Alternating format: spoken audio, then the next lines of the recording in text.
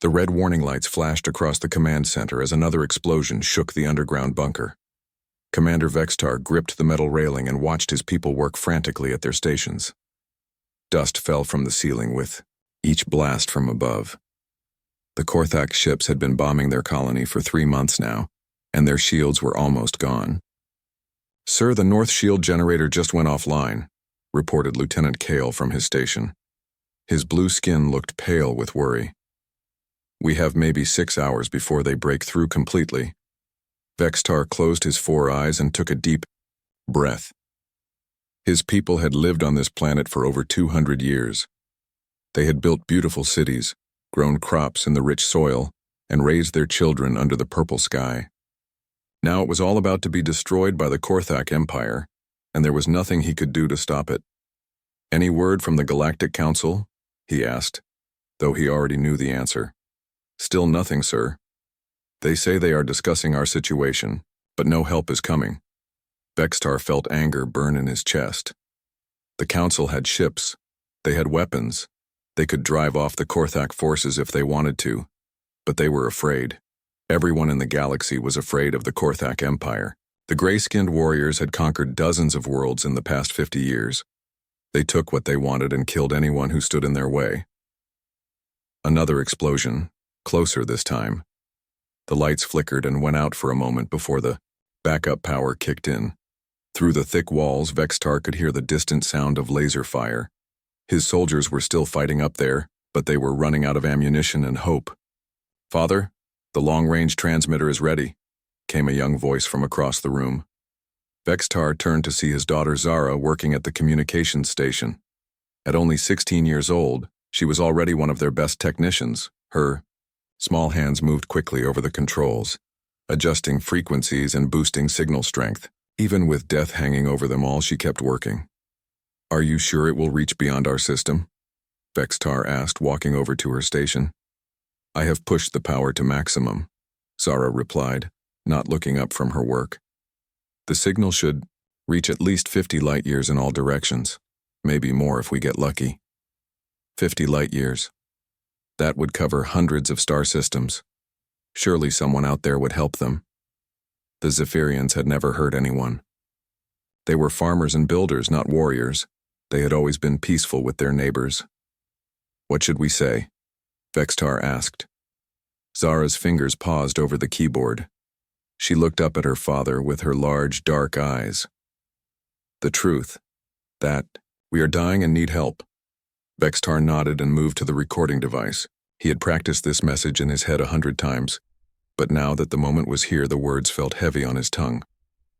"This is Commander Vextar of the Zephyrian colony on Kepler 442b, he began, his voice steady despite the fear in his heart.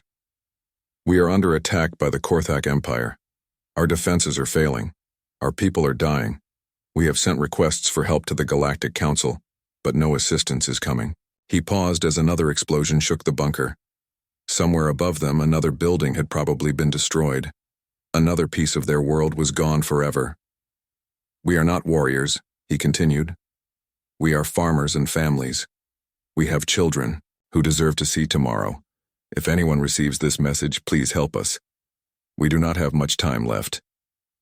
The recording ended, and silence filled the command center, except for the distant sounds of battle. Vextar looked at his daughter, who was already working to broadcast the message across space. "There," Zara said finally. "It is done. The message is going out on all frequencies." "How long before we know if anyone heard it?" asked Lieutenant Kale. "At light speed, it will take years to reach the farthest systems," Zara explained. "But some of the closer ones might receive it in just days or weeks." Days or weeks. They did not have days or weeks. They had hours. "Keep sending it," Vextar ordered. "Every few minutes. Someone has to hear us."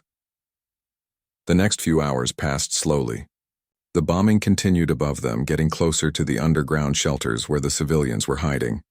Reports came in from the surface defenders. They were down to their last ammunition. The shield generators were failing one by one. "Sir," called out Kale, "I am picking up responses to our distress call." Vextar's heart jumped with hope. "What do they say?" Kale's face fell. The Altarian Federation says they cannot risk war with the Korthak. The Centauri Alliance sends their sympathy but no ships. The Vegan Republic says it is not their concern. One by one, the responses came in. Sympathy, regret, excuses, but no help. The galaxy was full of civilizations with powerful militaries, but none of them wanted to face the Korthak Empire. Father, Zara said quietly, I am receiving a transmission from General Thrak. General Thrak was the Korthak commander leading the attack on their world. Vextar had never spoken to him directly, but he knew the general's reputation. Thrak was known for his cruelty, even among the Korthak. Put him through, Vextar said. The screen flickered, and the ugly face of General Thrak appeared. His gray skin was covered in scars and his red eyes gleamed with satisfaction. He wore the black armor of a Korthak war leader. Commander Vextar, Thrak said, his voice like grinding metal. I hope you have enjoyed sending your little messages across the galaxy. Did you really think anyone would come to save you? Vextar stood straight and looked directly into the general's red eyes. My people deserve to live. Thrak laughed, a harsh sound that made everyone in the bunker flinch. Your people deserve whatever I decide to give them, and I have decided to give them death. Your shields will fall within the hour. Then my soldiers will come for you all. We will not surrender, Vextar said firmly. I was hoping you would say that, Thrak replied with a cruel smile. Surrender is so boring. I prefer when my enemies fight to the end. It makes the victory more satisfying. The transmission ended, leaving the command center in heavy silence. Outside, the bombing had stopped. That was not a good sign. It meant the Korthak were preparing for their final assault. How much time do we have? Vextar asked. The shields are at 5%, reported Kyle. Maybe 30 minutes. 30 minutes until the end of everything they had built. 30 minutes until their children would face the Korthak soldiers. Vextar looked around at his people. They were scared, but they had not given up. They were still working, still fighting, still hoping. Keep sending the distress call, he ordered. Until the very end. Zara nodded and turned back to her console. Her young fingers typed quickly, sending their desperate message out into the darkness of space again and again. Maybe someone would hear them. Maybe someone would care enough to help. But as the minutes ticked by and the shields grew weaker, it seemed more and more likely that they would die alone, forgotten by a galaxy, too afraid to stand up to the Korthak Empire. Still, they kept sending the message, because hope was all they had left. Captain Jake Morrison was drinking his morning coffee when the strange signal came through. He was sitting in his command chair on the bridge of the UES Defiant, watching the stars drift by through the large window. It was supposed to be a quiet patrol mission near the edge of human space. Nothing exciting ever happened out here. Captain, called Lieutenant Ben Clark from the communication station. I am picking up something weird on the long-range sensors. Jake set down his coffee cup and turned his chair toward the young officer. Ben was one of the smartest people on the ship, fresh out of the academy with top grades in everything. If he said something was weird, it was worth listening to. What, kind of weird? Jake asked. It looks like a distress signal, but it is not coming from any human ship, Ben replied, frowning at his screen. The frequency is all wrong, and the language is completely unknown. Jake stood up and walked over to Ben's station. On the screen, he could see wave patterns that definitely looked like some kind of communication signal. It was repeating every few minutes, which was typical for a distress call. Can you translate it? Jake asked. I am running it through the computer now, Ben said. The translation software is having trouble, but it is starting to make sense of some parts. Jake waited while Ben worked. The bridge was quiet except for the soft hum of the ship's engines and the occasional beep from the control panels. The other crew members went about their duties, but Jake could tell they were listening. Everyone was curious about the strange signal. Got it, Ben said finally. At least most of it. Captain, you need to hear this. Ben pressed a button, and a mechanical voice began to speak. It was clearly a computer translation, so it sounded choppy and strange, but the message was clear enough. This is Commander Vextar of the Zephyrian colony on Kepler 442b. We are under attack by the Korthak Empire. Our defenses are failing. Our people are dying. We have sent requests for help to the Galactic Council, but no assistance is coming. We are not warriors, we are farmers and families. We have children who deserve to see tomorrow. If anyone receives this message, please help us. We do not have much time left. The bridge fell completely silent. Jake felt a chill run down his spine. This was not just any distress call. This was first contact with an alien species, and they were asking for help. How far away is this signal coming from? Jake asked. Ben checked his instruments. About 47 light-years, sir. The signal is very weak. They must be using a lot of power to reach this far. Have you heard of these Zephyrians before? Or this Korthak Empire? No, sir. This is completely new. But if the translation is right, it sounds like one alien race is attacking another. Jake walked back to his command chair, his mind racing. In all of human history, they had never made contact with intelligent alien life. There had been theories and hopes, but no proof. Now they had proof, and it was asking for help. Set course. For Earth, Jake ordered. Maximum speed. Sir? Asked his pilot, Lieutenant Amy Rogers. She was a small woman with bright red hair and quick hands on the controls. You heard me, Amy. Get us home as fast as this ship can fly. I need to talk to Admiral Hayes immediately.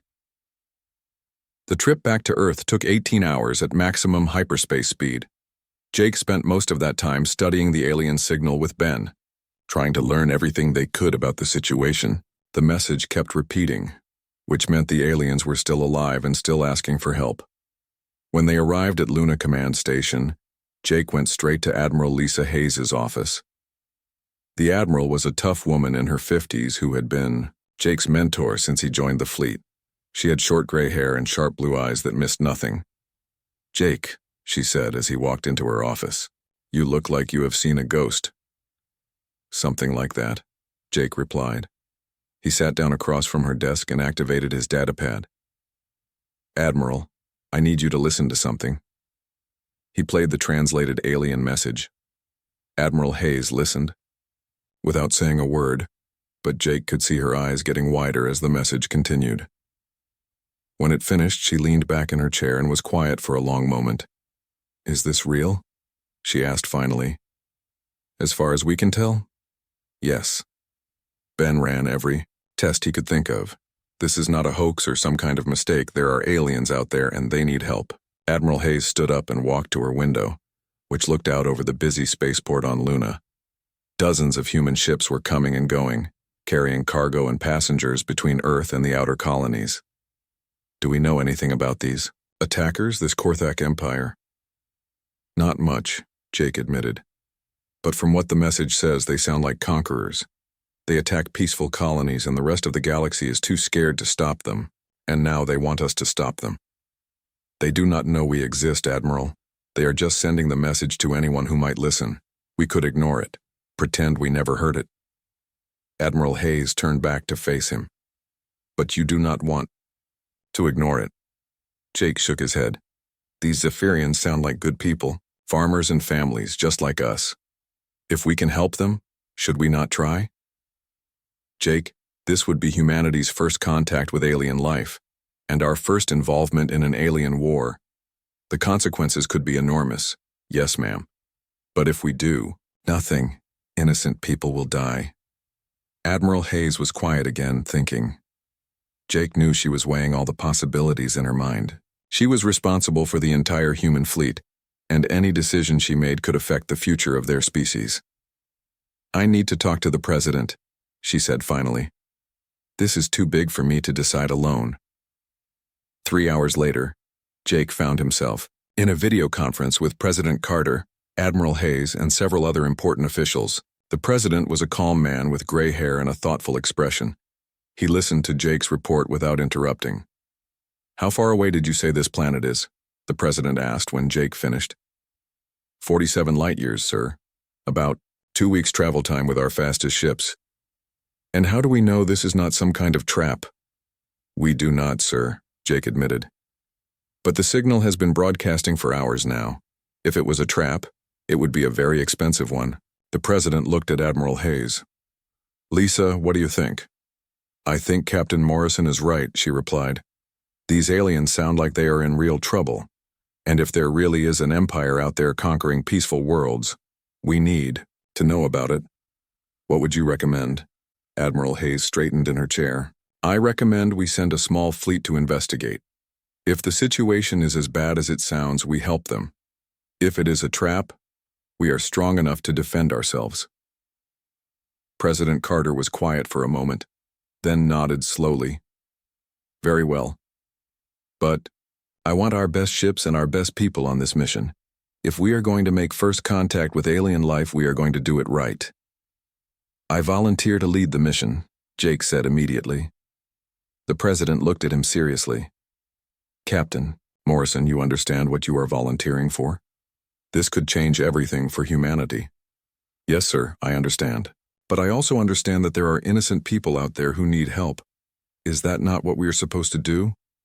A small smile crossed the president's face. Admiral Hayes, prepare Operation Lighthouse. Give Captain Morrison whatever he needs. 2 days later, Jake stood on the bridge of the UES Defiant, watching 3 of Earth's most powerful warships prepare for hyperspace jump. Along with his ship, they had the UES Thunderstrike and the UES Guardian. Each ship carried the most advanced weapons and defenses that human technology could provide. All ships report ready for hyperspace jump, reported Ben from his station. Amy, take us out, Jake ordered. Yes, sir. Jumping to hyperspace in 3, 2, 1. The stars stretched into lines of light as the human fleet jumped into hyperspace, heading toward a distant world where aliens were fighting for their lives. Jake did not know what they would find when they got there, but he knew they had to try.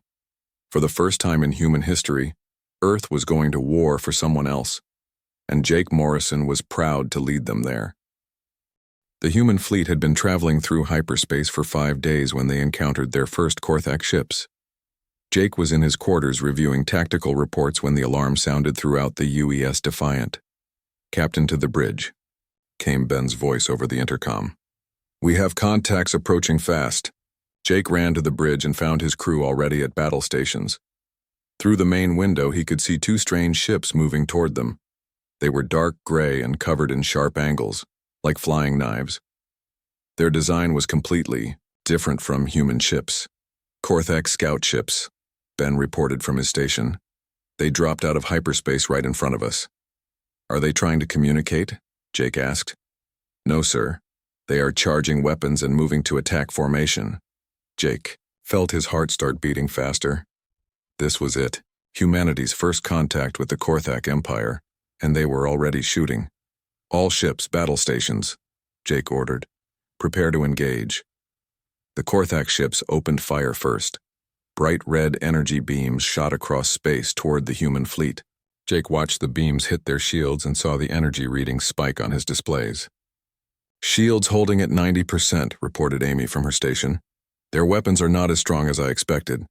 Return fire, Jake ordered. The human ships fired back with their railguns. These weapons shot metal slugs at incredible speed, much faster than energy beams.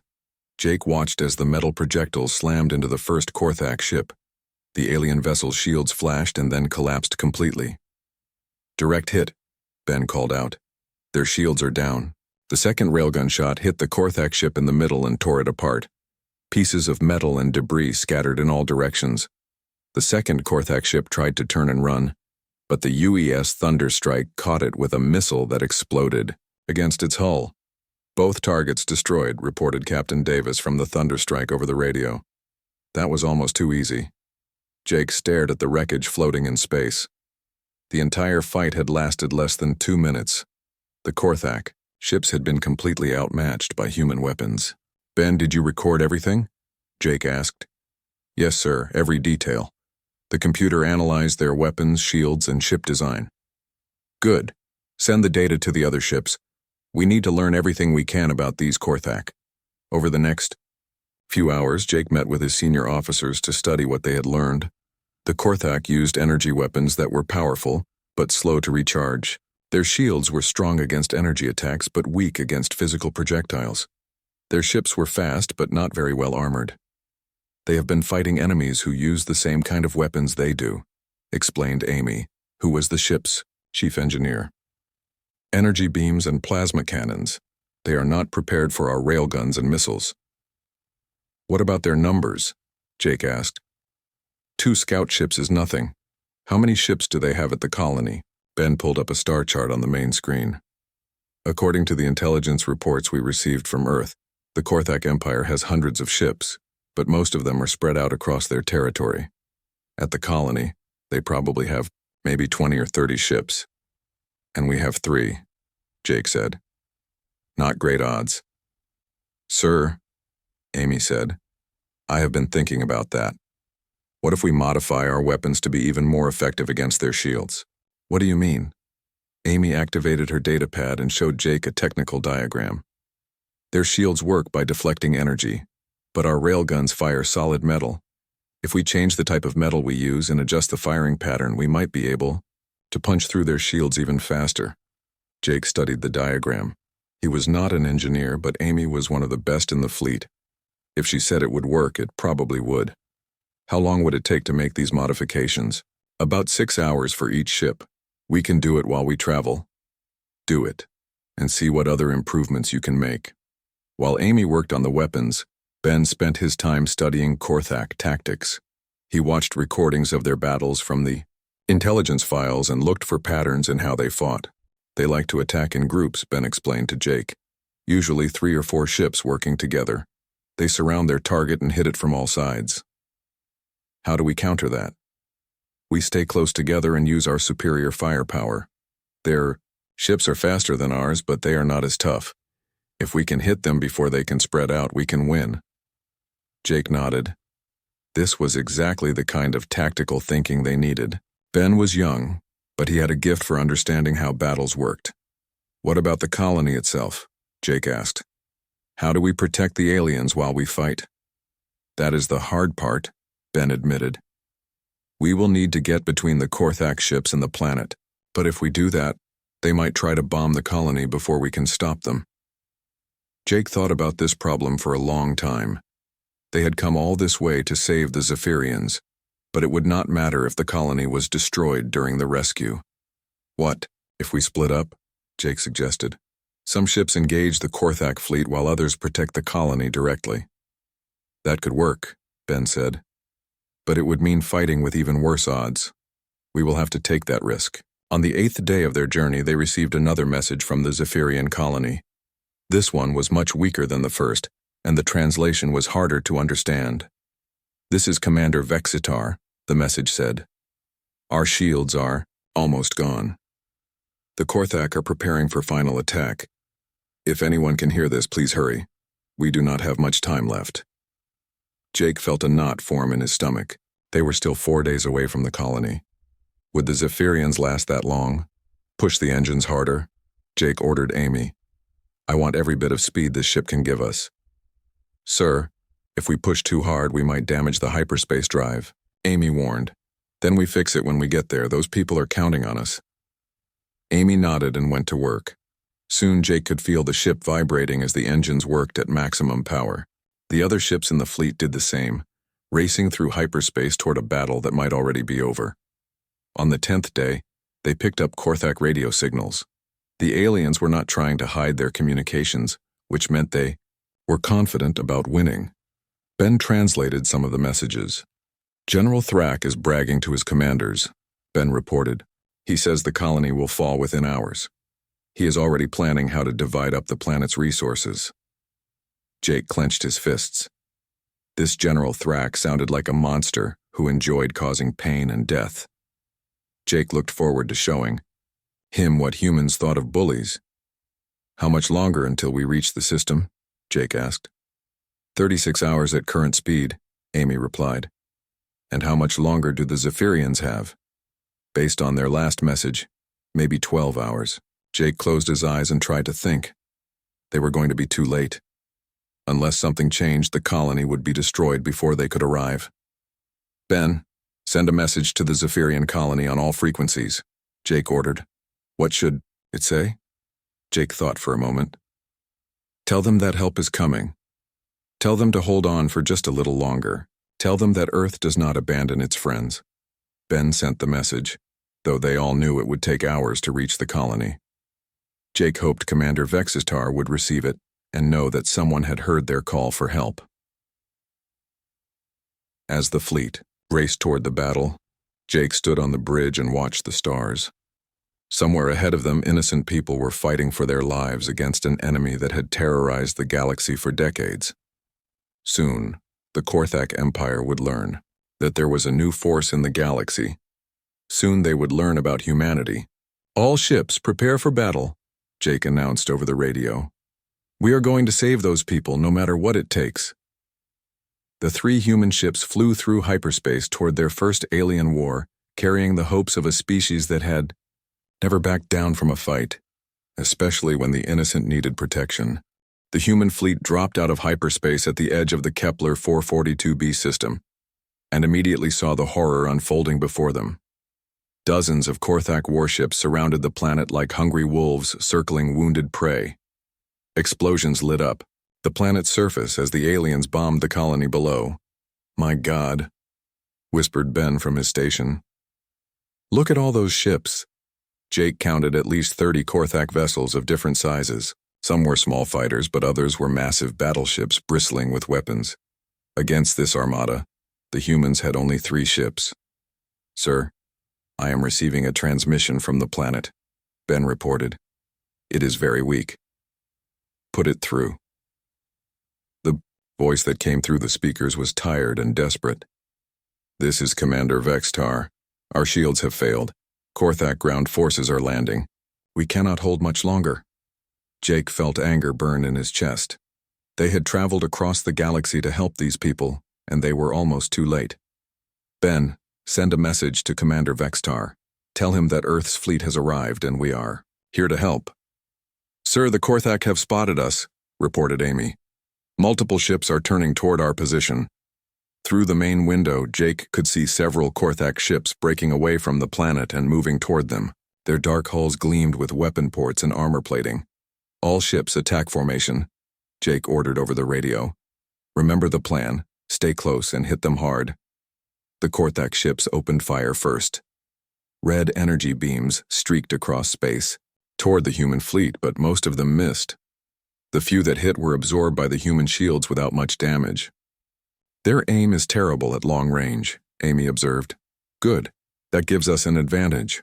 All ships, fire railguns." The 3 human ships unleashed their modified weapons. Metal slugs shot through space at incredible speed, striking the leading Korthak ships. The alien shields flashed and collapsed under the impact of the solid projectiles. "Direct hits on 3 targets," Ben called out. "Their shields are down. Follow up with missiles." Human missiles streaked toward the damaged Korthak ships and exploded against their hulls. 2 of the alien vessels broke apart immediately. The 3rd tried to retreat but was caught by another railgun shot that tore through its engine section. "3 ships down," reported Captain Davis from the UES Thunderstrike. "The others are scattering." Jake smiled grimly. Just like Ben had predicted, the Korthak were not prepared for human weapons. Their energy shields were useless against solid projectiles, and their ships were not as tough as they looked. But more Korthak ships were coming. Jake counted at least 15 vessels moving away from the planet to engage the human fleet. "Sir, incoming transmission from the Korthak fleet," Ben announced. "Let me hear it." The screen flickered and the scarred face of General Thrak appeared. His red eyes burned with rage as he stared at Jake. "What species are you?" Thrak demanded. "No one interferes with the Korthak Empire."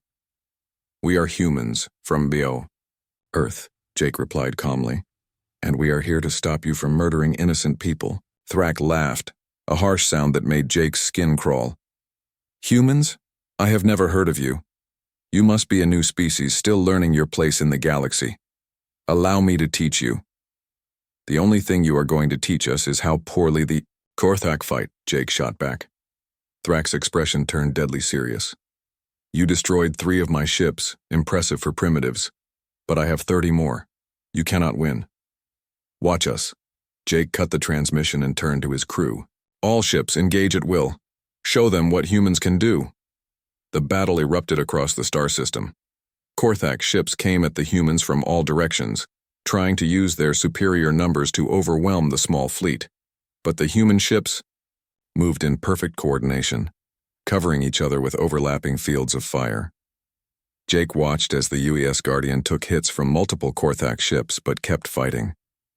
Captain Rodriguez was an excellent commander who knew how to get the most out of his vessel and crew. Guardian is taking heavy damage, reported Ben. Hull breaches on decks 7 and 8. Guardian, this is Defiant. Fall back and make repairs. We will cover you. Negative, Defiant, came Rodriguez's voice over the radio. These aliens picked the wrong fight. We are staying in this battle. The Guardian fired its railguns at a Korthak battleship, punching holes through the alien vessel's armor. The enemy ship tried to return fire, but Amy had been right about the modifications to their weapons. The human projectiles cut through Korthak defenses like they were made of paper. Thunderstrike, target the big one on our left, Jake ordered.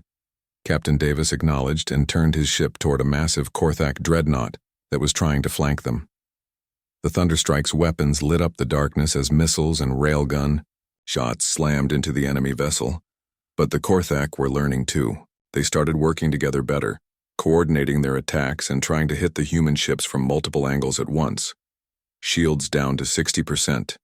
Amy reported as energy beams hammered the Defiant. Hull temperature rising. Jake saw that the battle was turning into a slugging match. The humans had better weapons, but the Korthak had more ships. If this continued, both sides would take heavy losses. Then Jake had an idea. Ben, can you hack into the Korthak communication system? Maybe. Their encryption is not very sophisticated. Why? I want to send them a message they will never forget. While Ben worked on breaking the Korthak codes, Jake coordinated the battle. The 3 human ships formed a triangle formation, with each ship protecting the others. Whenever Korthak ships tried to get close, they were met with concentrated firepower that tore them apart. Got it, Ben announced. I am into their command network. Good, patch me through to all Korthak ships. Ben nodded and Jake's voice went out over every Korthak communication channel in the system. Attention, Korthak Empire. This is Captain Jake Morrison of the Earth Fleet. You are attacking innocent people who have done nothing to harm you. Leave this system immediately, or we will destroy every one of your ships. General Thrax's voice came back immediately. You are outnumbered 10-1, human. Surrender now and I might let some of your crew live as slaves. Counteroffer, Jake replied. Surrender now and we might let you leave with your lives. Thrax. Laughter echoed across the communication channels. You are either very brave or very stupid, human. Let me show you which one. Jake turned to Amy. Target General Thrax's flagship with everything we have. Yes, sir. Locking on now. The UES Defiant fired every weapon it had at once. Railgun slugs, missiles, and laser cannons all struck Thrax's massive battleship within seconds of each other. The alien vessel's shields collapsed and explosions rippled across its hull. Direct hit on the flagship, Ben reported. Heavy damage to their command section. Thrax's ship was badly hurt but still fighting. Jake could see it trying to retreat toward the other Korthak vessels. All ships press the attack. Do not let them regroup. The human fleet chased after the damaged flagship, ignoring the other Korthak ships that tried to intercept them. This was their chance to end the battle quickly by taking out the enemy commander. But, as they pursued Thrax's ship, Jake noticed something troubling. Several Korthak vessels were breaking away from the battle and heading back toward the planet. Ben, what are those ships doing? Ben checked his sensors and his face went pale. Sir, they are moving into bombing position over the colony. If we do not stop them, they are going to destroy the settlements. Jake realized he had to make a terrible choice. He could either finish off General Thrax and end the battle, or save the colony from being bombed. He could not do both. There was really no choice at all.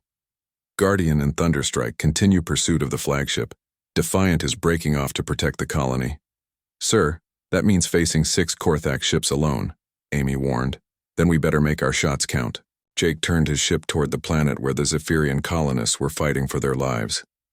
Behind him, the battle raged on as humanity's first alien war reached its critical moment. The next few minutes would decide whether Earth's rescue mission would succeed or fail, and Jake Morrison was not about to let those innocent people down.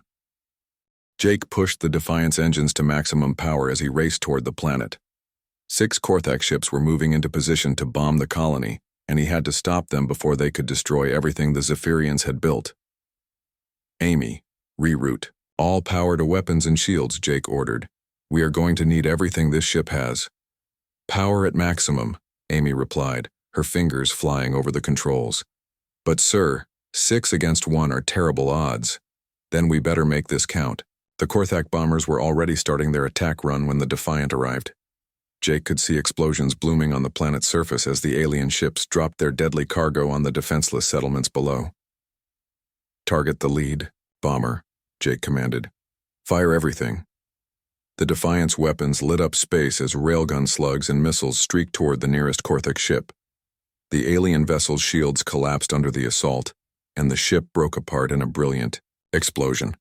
1 down, 5 to go, Ben announced. But the other Korthak ships had noticed the human vessel. They turned away from their bombing run and began firing at the Defiant. Red energy beams hammered against the ship's shields. Shields down to 40%, Amy reported, as the ship shook from multiple hits. We cannot take much more of this. Jake gritted his teeth and kept fighting. He spun the ship between the enemy vessels, using its smaller size to avoid their heaviest weapons while returning fire whenever he had a clear shot. Another Korthak bomber exploded under the Defiant's guns, but the remaining 4 ships were coordinating, their attacks better now. They surrounded Jake's ship and fired from all directions at once. Hull breach on Deck 5, Ben called out, emergency teams responding. Just when things looked hopeless, salvation came from an unexpected source. The planet's surface lit up with weapon fire as the Zephyrian defenders joined the battle. Their ground-based guns could not hurt the Korthak ships much, but they provided enough distraction for Jake to maneuver. This is Commander Vextar, came a voice over the radio. Human ship, we are targeting the enemy vessels with our remaining weapons. Use this chance to strike. Thank you, Commander, Jake replied. All Zephyrian forces concentrate fire on the ship to my right. The combined human and alien firepower overwhelmed another Korthak bomber. The alien ship tried to retreat but was caught by a railgun shot that tore through its engine section. Meanwhile, the battle in space was reaching its climax. The UES Guardian and Thunderstrike had cornered General Thrax's damaged flagship near the system's asteroid belt. The Korthak commander was making his last stand. Thunderstrike to Defiant, came Captain Davis's voice over the radio. We have Thrak trapped, but he is threatening to ram his ship into the colony if we do not let him escape. Jake looked at the tactical display. Thrak's ship was badly damaged, but still had enough power to reach the planet. If the general was desperate enough to sacrifice himself, he could cause massive destruction to the surface. Do not let him get away, Jake ordered. I will handle the remaining bombers. The 3 surviving Korthak ships were regrouping for another attack on the colony. Jake knew he had to end this quickly before they could complete their bombing run. Amy, can you give me one more burst of speed? I can try, but the engines are already at red line. Do it. The Defiant shot forward like a missile, surprising the Korthak pilots with its sudden acceleration. Jake fired at point-blank range, destroying another bomber before it could react. 2 left, Ben announced. The remaining Korthak ships panicked and tried to flee, but Jake was not about to let them escape. These were the ships that had been bombing innocent families. They deserved no mercy. The Defiant's weapons spoke one final time, and the last 2 bombers disappeared in twin explosions that lit up the planet's sky. All bomber threats eliminated, Jake announced over the radio. Colony is secure. From space, Jake could see the lights of Zephyrian cities still shining on the planet's surface. They had saved them. The innocent people below would live to see another day, but the battle was not over yet. General Thrak was still fighting for his life against the other 2 human ships, Guardian and Thunderstrike. This is Defiant. I am coming to assist. Jake turned his ship toward the asteroid belt where the final confrontation was taking place. Thrak's flagship was using the floating rocks as cover, trying to avoid the human weapons while returning fire. Defiant, be careful, warned Captain Rodriguez from the Guardian. Thrak is desperate. He might try anything. As if summoned by those words, Thrak's voice came over the communication channels. You may have won this battle, humans, But you have made a terrible enemy today. The Korthic Empire will remember this insult. We will hunt you across the galaxy until every one of your worlds burns." "Good luck with that," Jake replied calmly. "You will find that humans do not scare easily." The 3 human ships coordinated their final attack. Working together, they surrounded Thrax's flagship and fired simultaneously. The alien vessel's remaining shields collapsed, and explosions tore through its hull. "General Thrax's ship is breaking apart," Ben reported. "No survivors detected." Jake watched as the pieces of the Korthak flagship drifted among the asteroids. The threat to the Zephyrian colony was finally over. "All ships, report status. Jake A. Ordered. Guardian here. We took some damage, but nothing our engineers cannot fix. Thunderstrike reporting. A few hull breaches, but all critical systems operational." Jake looked around his own bridge. Despite the intense battle, his crew had performed magnificently. Amy had kept the engines running at impossible levels. Ben had coordinated communications and targeting flawlessly. Everyone had done their part. Defiant to Zephyrian colony. "Commander Vextar, please respond." "This is Vextar," came the reply. The alien commander's voice sounded tired but relieved. "Captain Morrison, I do not know how to thank you. You saved our entire civilization. You do not need to thank us, Commander. Protecting innocent people is what humans do. Will you come down to the surface? My people would like to meet the beings who traveled across the galaxy to help us." Jake smiled. "We would be honored." 3 hours later, Jake stood in the main square of the largest Zephyrian city. Around him, thousands of alien civilians had gathered to see their rescuers. The Zephyrians looked somewhat like humans, but with blue skin and larger eyes. They were clearly a peaceful people, just as their distress message had indicated. "Commander," Vextar approached with his daughter Zara beside him. Both aliens wore expressions of deep gratitude. "Captain Morrison," Vextar said formally. "On behalf of all Zephyrians, I thank you for answering our call for help. No one else in the galaxy would come to our aid." "The galaxy is about to change," Jake replied. "Earth will not stand by while innocent people suffer." Young Zara stepped forward, her large eyes bright with curiosity. "Captain, is it true that your people have never met aliens before?" Jake nodded. "You are the first, and I hope you will not be the last. Would it be possible for me to visit your world? I want to learn about human technology and culture." Jake looked at Vextar, who nodded his approval. "I think that can be arranged. Earth could use ambassadors like you." As Jake prepared to return to his ship, Ben approached with news from Earth. "Sir Admiral Hayes wants to speak with you, and sir, we are receiving dozens of new distress calls from across the galaxy. Word is spreading about what we did here." Jake was not surprised. News traveled fast in space, and the galaxy was full of worlds that lived in fear of empires like the Korthak. "Patch me through to the Admiral." Admiral Hayes' face appeared on Ben's portable screen. "Jake, congratulations on a successful mission, but I hope you are ready for what comes next." "What do you mean?" "The President has authorized the construction of a new fleet. A bigger fleet. It seems that Earth has just become the galaxy's protector, whether we planned for it or not." Jake looked around at the grateful faces of the Zephyrian civilians. Children played in the streets that had been under bombardment just hours before. Families embraced each other, knowing they would see tomorrow. "I can think of worse jobs," Jake said finally. "Good, because you are going to be leading the new fleet. Admiral Morrison has a nice ring to it, do you not think?" Jake felt a surge of pride and responsibility. Humanity had taken its first steps onto the galactic stage, and they had done it by standing up for those who could not defend themselves. "Yes, ma'am," he replied. "It does." As the human fleet prepared to return to Earth, Jake knew that this was just the beginning.